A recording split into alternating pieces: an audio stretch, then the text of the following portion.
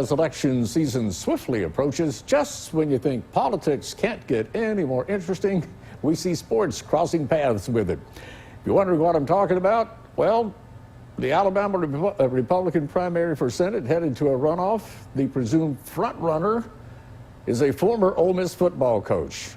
How strange is that? Well, to tell you, I'm joined now by Rick Cleveland, sports columnist at Mississippi Today. He's here to give us a little bit more information about the political aspirations of Tommy Tuberville. Rick, how you doing today, buddy? Doing fine, Walt. How you, buddy? Kind of explain what this is all about. How did the former Ole Miss coach get to be front runner for Senate in Alabama? Well, it's better than that. It's a former Ole Miss coach who is from Arkansas and most recently lived in Florida, is running for the Senate in Alabama, and right now the poll shows he is leading. Man, that is strange. How did all of this happen? I mean, how long have you known about this race for Senate? Oh, well, I follow it pretty closely. I knew he was running. He almost ran for governor 2 years ago, and he got talked out of it at the last minute when Kay Ivey decided that she was going to run for re-election. He was going to run for governor now. Now he's running for Senate, and he's favored to win the primary runoff next Tuesday, and then whoever wins that will be favored to win in November. That's interesting. Just to give you a little background on this, he's running against Senator Jeff Sessions, heavily supported by Alabama residents, but Tuberville has the support of President Trump and possibly Auburn football fans. The GOP runoff was postponed until later this month because of coronavirus. So we'll be sure, of course, to tell you who wins that nomination. But now he's an Auburn coach, so how are Alabama fans going to vote in this? Well, that's a great question. It's like I said in the column I wrote that nobody ever said Tommy couldn't coach.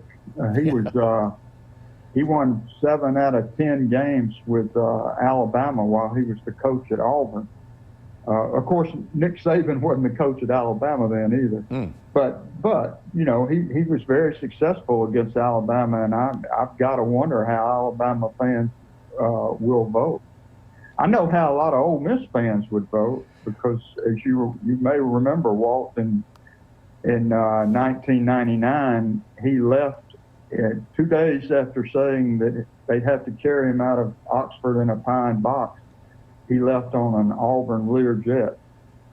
Did that Learjet have the name Pine Box written on the side of it by any chance?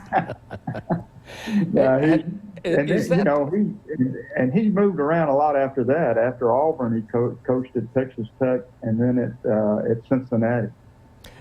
So the president is behind him on this. And, of course, Jeff Sessions was the president's attorney general right there at the very beginning. So there's a lot of strange things, I guess, going on in politics. And now then that's bled over into sports, or has sports bled over into politics? Or are all of you looking for something to do while there's no games being played?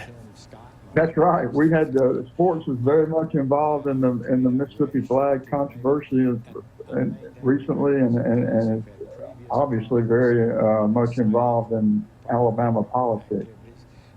I tell you what, Rick Cleveland, it's been an interesting year for sports as well. Thank you for being with me this afternoon, and of course, we'll let everybody know who wins that race over in Alabama. Thank you, sir. Appreciate you showing up. All right, buddy.